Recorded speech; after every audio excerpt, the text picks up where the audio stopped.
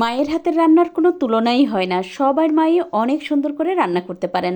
আমার আম্মাও অনেক বেশি মজা করে রান্না করতেন, কিন্তু আমার আম্মার কিছু কিছু স্পেশাল রান্না আছে যেটা এখনও স্বাদ মুখে লেগে আছে।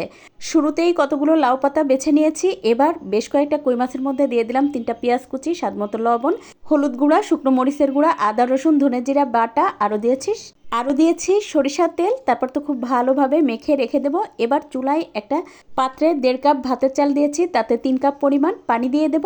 এবার ভাতটা যখন 60% মতো সিদ্ধ হয়ে যাবে তখন তো দিয়ে দিলাম সামান্য একটু লবণ।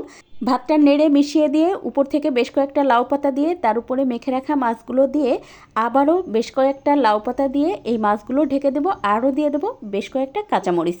তারপর ঢাকনা দিয়ে ঢেকে চুলাটা স্লো করে দিয়ে 15-20 মিনিট মতো রান্না করে নিয়েছি।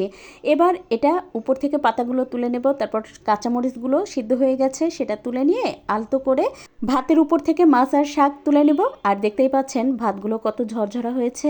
শাকটা ঠান্ডা হয়ে গেলে ভর্তার জন্য পেঁয়াজ কুচি নিয়েছি, তাতে স্বাদমতো লবণ আর কাঁচামরিচ দিয়ে ভালোভাবে মেখে নিয়ে শাকটা দিয়ে হাত দিয়ে এই যে একেবারে মিহি করে মেখে নিচ্ছি।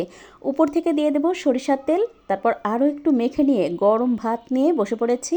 আর এটা যে খেতে কী পরিমাণ মজা হয় একবার বানিয়ে দেখবেন, আশা করি ভালো লাগবে।